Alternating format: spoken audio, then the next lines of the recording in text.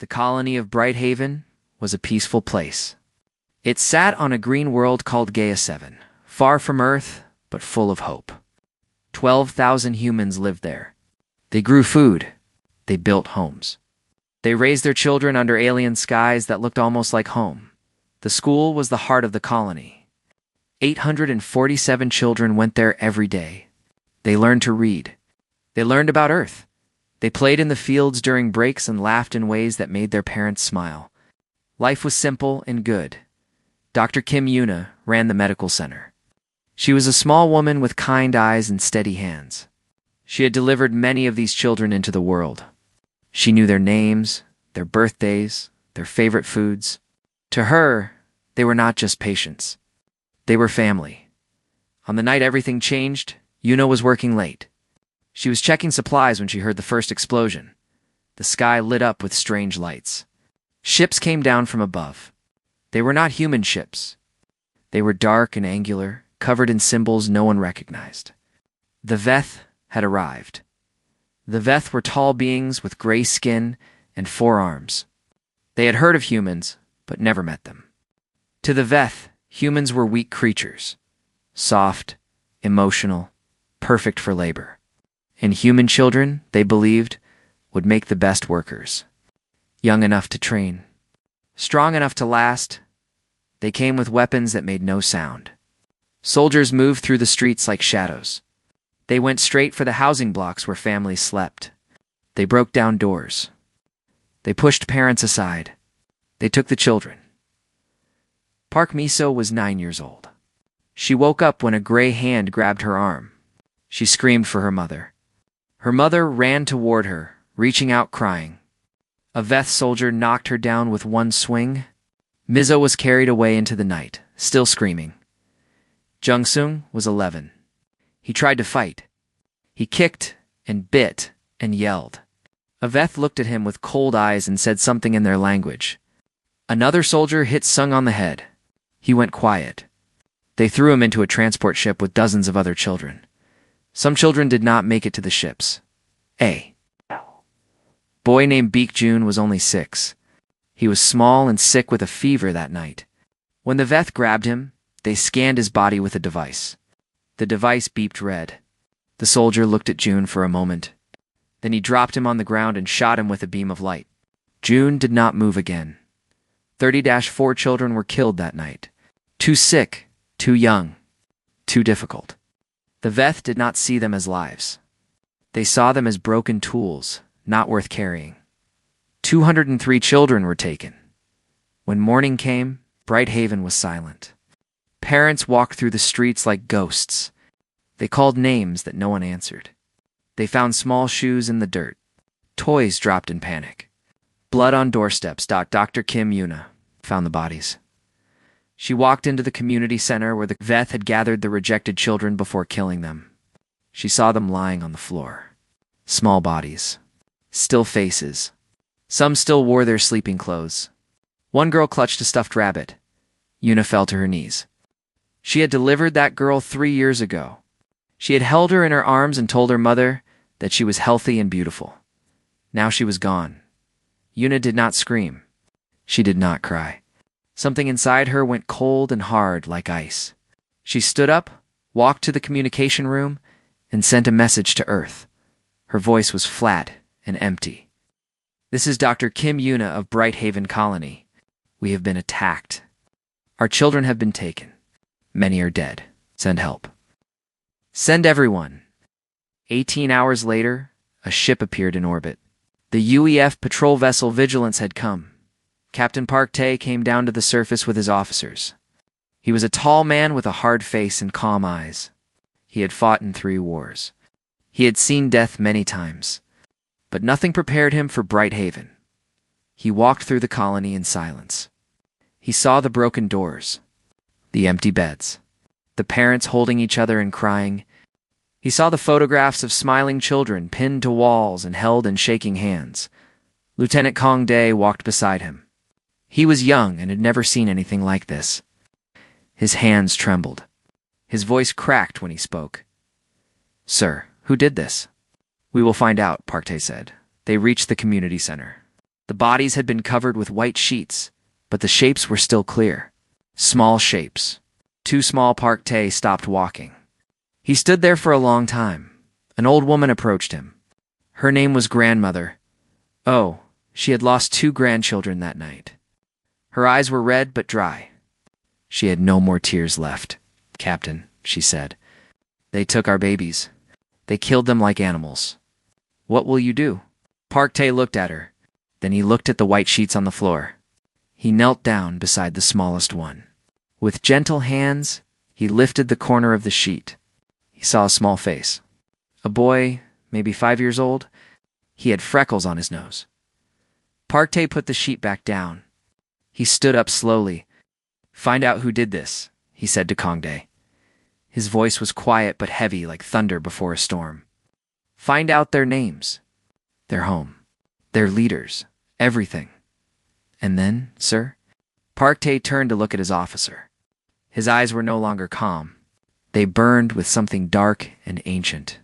Something that humans had carried inside them since the beginning of time. And then he said, we make sure they never harm another child again. Every last one of them. The hunt had begun. The message from Brighthaven reached Earth in 3 days. It traveled across the stars at the speed of light, carrying words that would change everything. Admiral Choi Hoon received it first. He was the supreme commander of the United Earth Fleet.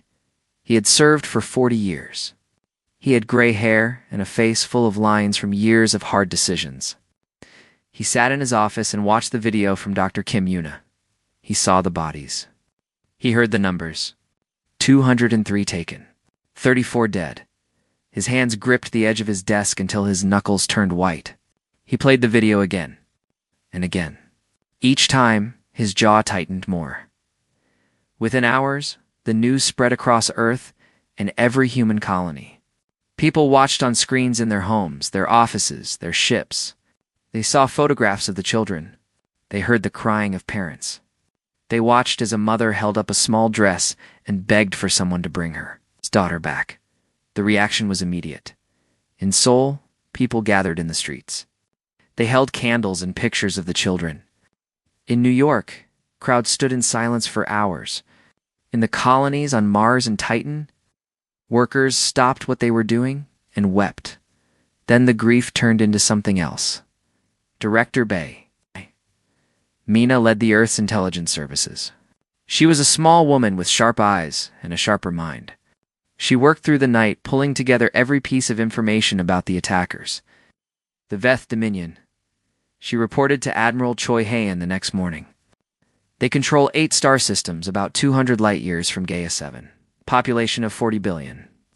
Military strength, approximately 600 warships. Why did they attack us? The Admiral asked. They wanted slaves. They believe human children are easy to train and control. They did not expect us to fight back. Admiral Choi Hae-in was quiet for a long moment. Then he said they were wrong. The United Earth Council met that same day. Counselor Yoon-ho led the meeting. He was an old man with a gentle voice, known for his love of peace and diplomacy. But today, his voice was not gentle. We have received a message from the Galactic Assembly, he told the council. They are asking us to show restraint. They want us to pursue diplomatic solutions. The room erupted in angry voices. Representatives from every colony shouted their disapproval. Yoon-ho raised his hand for silence. I will respond to them now. He stood before a holographic transmitter. His image would be sent to the Galactic Assembly, where representatives of 100 different species watched and waited. Members of the Assembly, Yoon-ho began. You ask for restraint. You ask for diplomacy. Let me ask you something in return. If someone came to your world and stole your children, would you send diplomats? If they killed your babies and threw their bodies on the ground like garbage, would you write letters? His voice grew louder. 34 children are dead. 203 are in chains somewhere, scared and alone, waiting for someone to save them. And you ask us for restraint? He leaned forward, his eyes burning. There will be no restraint. There will be no negotiation. There will only be consequences. And when we are done, the galaxy will remember what happens when you touch our children. He ended the transmission. Across human space, people cheered. In the military bases, soldiers lined up to volunteer. The enlistment numbers rose by 4,000% in a single day. Young and old, they came forward. They wanted to fight. They needed to fight. Admiral Choi Hoon called a war council. The room was full of commanders, captains, and strategists. Maps of Veth space glowed on the walls. "We have identified the Veth homeworld and all 7 of their colony systems," Director Bay Mina reported. "Our scouts have confirmed the location of the children. They are being held on a colony called Thadafor." "How many ships can we send?" Admiral Choi asked. 2,400 warships, sir. 15 million ground soldiers. Full combat readiness in 72 hours. A young captain raised his hand. "Sir, the Veth have 600 ships. We would be sending 4 times their number. Is that necessary?" Admiral Choi Hen looked at the young man. "Captain, they took children from their beds. They killed them because they were inconvenient. This is not about winning a battle. This is about sending a message that will echo through history. We will not match their strength. We will overwhelm them so completely that no species will ever consider doing this again." The Captain nodded and said nothing more. Ambassador Shinjia returned. From the Galactic Assembly with reports of alien reactions, the other species were confused. Some were frightened. "They do not understand," she told the Admiral. "They see humans as friendly traders, peaceful explorers. They never imagined we could be like this. Did not want to be like this," the Admiral replied. "They made us this way." The fleet launched on the 4th day. 2,400 ships moved through space like a wave of iron and fire. At the front was the Vigilance, with Captain Park Tae at the command. Behind them, Earth grew smaller and smaller. But the anger of 8 billion people traveled with them, burning hotter than any engine in the Veth Dominion. Leaders received reports of the human fleet. They laughed at first. Surely this was an exaggeration. Humans were soft creatures who cared too much about feelings and art and love. "They will send a few ships and make demands," the Veth High Commander said. "We will negotiate. Perhaps return some children as a gesture. It will be over in weeks." He was wrong. The humans were coming, and they would not stop until they were done. The human fleet moved through space like a silent storm. At the front, Captain Park Tae stood on the bridge of the Vigilance and watched the stars pass by. He had not slept in 4 days. Every time he closed his eyes, he saw the small bodies under white sheets behind the main fleet. A smaller ship traveled in darkness. It carried the Ghost Hounds, the most elite special forces unit in the human military. Their leader was Commander Lee Nari.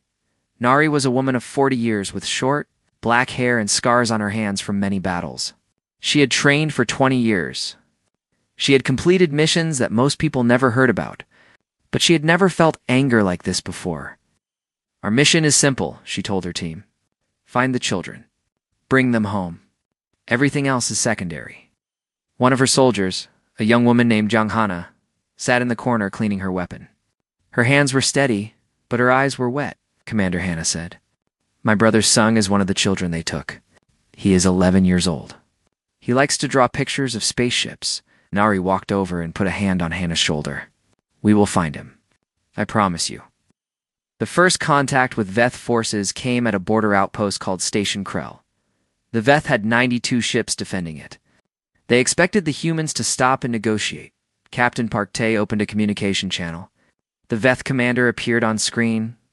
He was tall and gray, with 4 arms folded across his chest. "Human vessel," the Veth commander said. "You have entered Veth space. State your purpose." Park Tae's voice was cold as ice. "You attacked our colony. You killed our children. You took 203 young ones from their families. We are here to take them back." The Veth commander made a sound like laughter. "Those children are property of the Dominion now. They will serve us well. If you wish to negotiate their return, send your diplomats. We may release some as a gesture of goodwill." Park Tae stared at the screen for a long moment. Then he said there will be no negotiation. He ended the communication. The battle lasted 47 minutes. Human ships moved with perfect coordination. They had trained for years. They had fought wars among themselves and learned from every mistake. Now they turned all that skill against the Veth. Pilot Sergeant Oh Wu flew his fighter through the chaos. His call sign was Storm. He had grown up in a small fishing village on Earth, dreaming of flying among the stars. Now he flew with tears on his face and fire in his heart. "This is for the children," he said, as he destroyed a Veth warship with a precise shot. "This is for every parent who will never hold their baby again." When the battle ended, the humans had lost 3 ships. The Veth had lost 80-9. The surviving Veth sent panicked messages back to their homeworld. The transmissions were intercepted by human intelligence. "They fight like nothing we have ever seen," one Veth officer reported. "They do not stop. They do not retreat. They do not accept surrender. They keep coming and coming until there is nothing left." Another transmission said, "We underestimated them. They are not soft. They are something else entirely. Something terrifying." Veth High Commander finally began to understand his mistake. But it was too late. The Ghost Hounds reached Thadafor ahead of the main fleet. Commander Lee Nari and her team landed in darkness on the far side of the planet. They moved through the night like shadows. The labor facility was a gray building surrounded by fences and guards. Inside, 169 children were held in small rooms. They had been there for weeks. They were tired and scared. Some had stopped talking. Some cried every night. Jung Sung sat in a corner of his cell. His face had a bruise from where a guard had hit him, but he had not given up hope.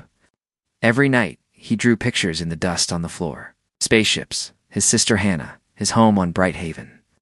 "Someone will come," he whispered to the younger children. "Humans never leave their people behind. Someone will come." Outside, Commander Nari looked at the facility through her scope. She counted guards. She studied patrol patterns. She planned every step. "We go in quiet," she told her team. "No alarms. No mistakes. The children are the priority. We get them out first. Then we call in the fleet." Young Hannah checked her weapon one more time. Her hands were not shaking anymore. She was ready. "I am coming, Sung," she whispered. "I am coming." At midnight, the Ghost Hounds moved in. They cut through fences without a sound. They took down guards before they could call for help. They moved through hallways like ghosts, their weapons making only soft sounds. Commander Nari reached the first cell block. She saw the children inside huddled together in the darkness. When she opened the door, they looked up with frightened eyes. "It is okay," she said softly. "We are human. We are here to take you home." A little girl began to cry. But it was not sad crying. It was relief. In another part of the facility, Jung Hannah found her brother's cell. She opened the door and saw him sitting against the wall, thin and tired but alive. "Sung," she said. He looked up. His eyes went wide. "Hannah." She ran to him and wrapped her arms around him. She held him tight and did not let go. "I told them," Sung whispered. "I told them someone would come." Outside, Commander Nari sent a single message to Admiral Choi Han. "Children secured. 169 survivors. Ready for extraction?" The Admiral's response came immediately. "Well done. Get them to safety. Then stand back." He paused before his final words. "We are coming, and we will burn everything else." The evacuation shuttles lifted off from Thadafor just as the sun began to rise. Inside, 169 children sat wrapped in blankets, drinking warm soup and holding the hands of soldiers who had come to save them. "Commander." Linari carried 3 small children in her arms as she walked to the last shuttle. They were too weak to walk on their own. One of them, a boy of about 5, looked up at her with tired eyes. "Are we going home?" He asked. "Yes," Nari said softly. "You are going home." Jung Hana sat beside her brother Sung in the shuttle. She had not let go of his hand since she found him. He was thin and had dark circles under his eyes, but he was alive. That was all that mattered. "I knew you would come," Sung said again. "I never stopped believing." Hannah smiled through her tears. "I will always come for you, always." The shuttles docked with a medical ship, waiting in orbit. Doctors and nurses rushed to help the children. They gave them food, clean clothes, and soft beds. They treated wounds and held crying kids who finally felt safe, enough to let their fear out. Dr. Kim Yuna had traveled with the fleet. She wanted to be there when the children returned. When she saw them walking off the shuttles, she fell to her knees and wept. "Welcome back," she whispered. "Welcome back, my little ones." Ow! But the mission was not over. The children were safe, but justice had not yet been served. Admiral Choi Hoon gave the order from his command ship. His voice was calm and heavy. "All vessels, begin the operation. Spare no military target. Show no mercy to those who showed none to our children." The human fleet moved forward like a wave of destruction. The first Veth colony world fell in 6 hours. Human ships surrounded it and destroyed every military base, every weapons factory, every government building. The Veth defenders fought hard, but they were overwhelmed by the sheer number of enemies. Captain Park Tae led the attack on the second colony. He remembered the small body under the white sheet, the freckles on the dead boy's nose. He fought with cold precision, never hesitating, never slowing down. "Sir, the enemy is requesting surrender," Lieutenant Kong Dae reported. "Denied," Park Tae said. "Continue the attack." One by one, the Veth colonies fell. Military installations burned. Defense platforms crumbled.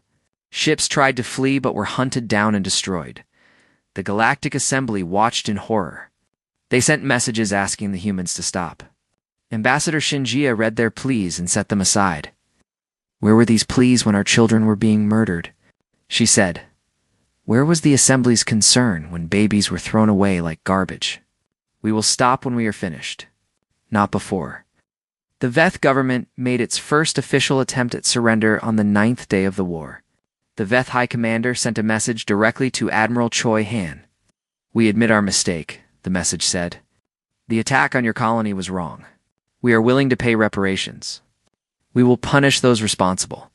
Please, let us end this war." Admiral Choi Han read the message. Then he deleted it. "They did not ask permission before taking our children," he said. "They do not get to ask for mercy now." The fleet reached the Veth homeworld on the 12th day. 800 human warships surrounded the planet. It was a large world with great cities and billions of inhabitants. The Veth had built their civilization here for thousands of years now. It was surrounded by enemies, who had come from across the stars to deliver. Justice, the Veth Emperor, himself broadcast a message to the human fleet. He was an old creature with 4 arms and a crown of metal on his head.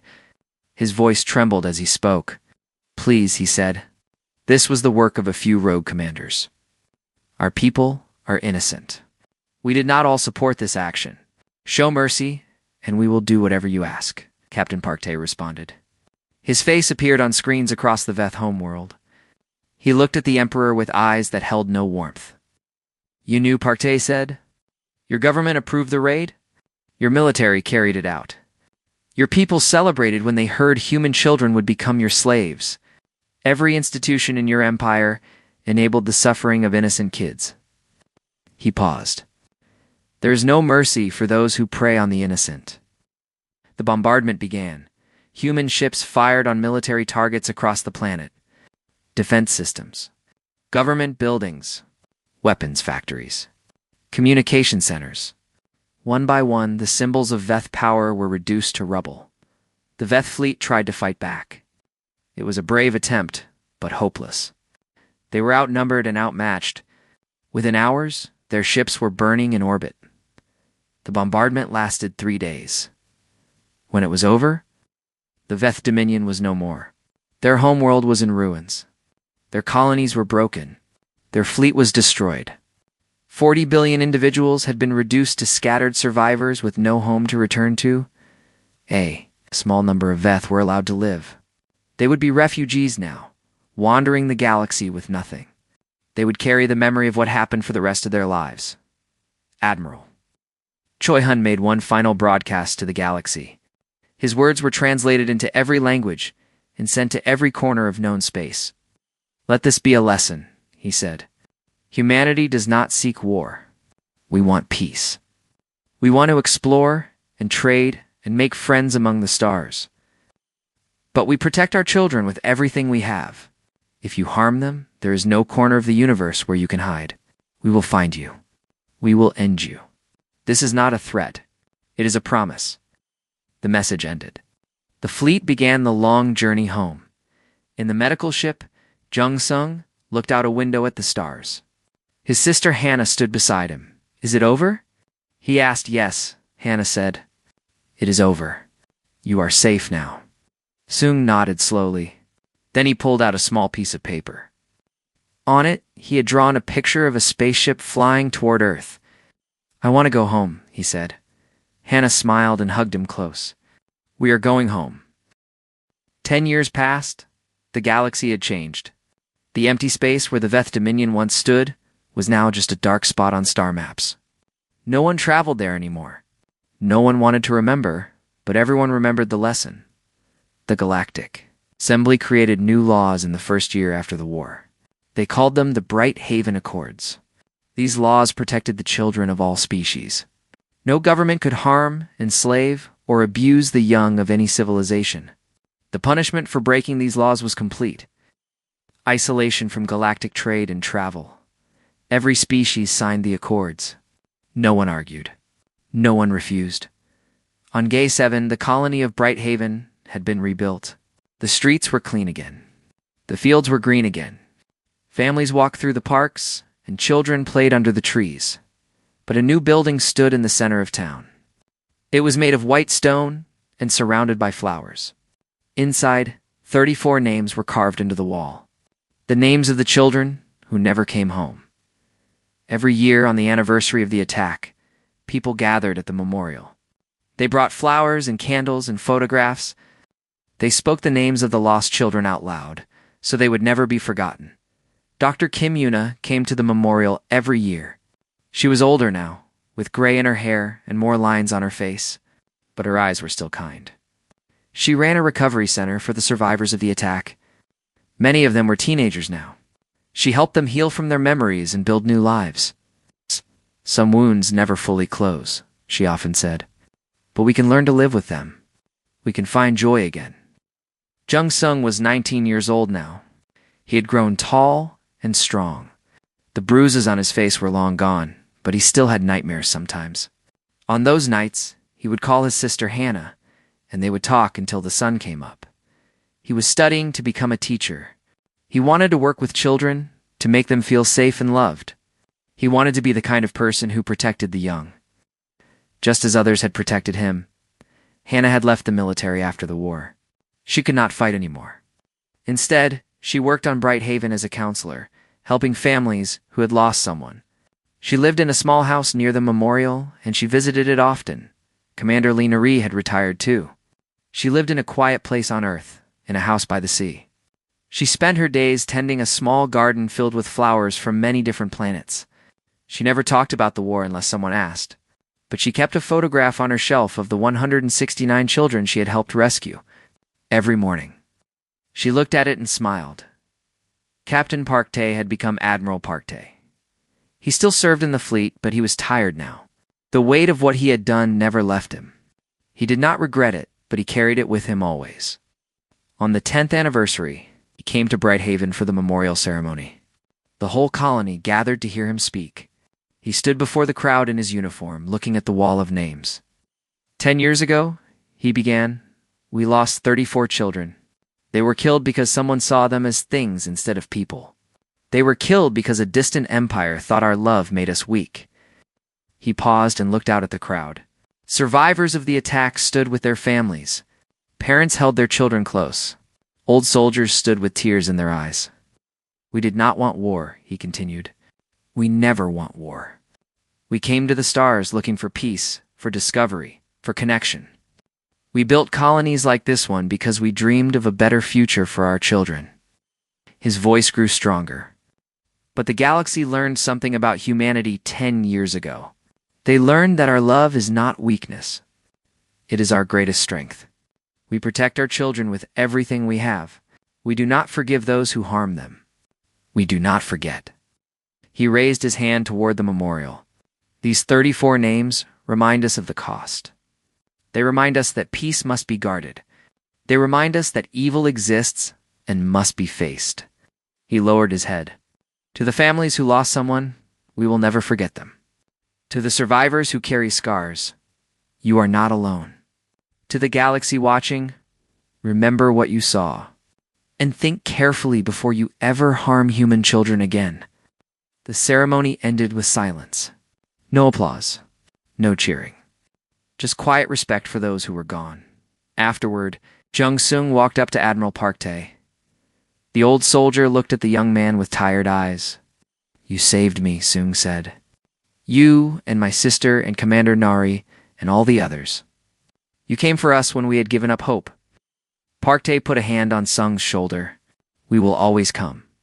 That is who we are. Later that night, on a distant world in a corner of the galaxy, a young alien child looked at a star map with her father. She pointed to an empty spot with no stars marked. What is that place? She asked. Why is there nothing there? Her father, a merchant who had traveled far and wide, looked at the empty space. He remembered the stories. He remembered the warnings. That is a reminder, he said softly. A long time ago, a powerful empire lived there. They thought they were strong enough to do anything they wanted. They attacked a human colony and took their children. The child's eyes went wide. What happened? The humans came for them, her father said. They came with ships beyond counting. They did not stop until that empire was dust. Now nothing lives there. Nothing grows there. It is just empty space. He looked down at his daughter with serious eyes. Remember this, little one. There are many things you can do in this galaxy. You can trade with humans. You can be their friends. You can travel with them and learn from them. They are kind and generous most of the time. He knelt down to meet her eyes. But never, ever harm their children, because they will find you. They will hunt you to the edges of the universe. And when they are done, there will be nothing left of you but a warning to others. The child nodded, her small face serious and thoughtful. Across the galaxy, the stars continued to shine. Human ships traveled between worlds, carrying traders and explorers and dreamers. Colonies grew and thrived. Children played under alien skies, and somewhere in the back of every alien mind, a simple truth remained. Humanity was kind. Humanity was peaceful. Humanity was forgiving, but harmed their children. And they would erase your entire species from the stars. This was not a story. This was history. And history, as everyone knew, had a way of repeating itself for those foolish enough to forget.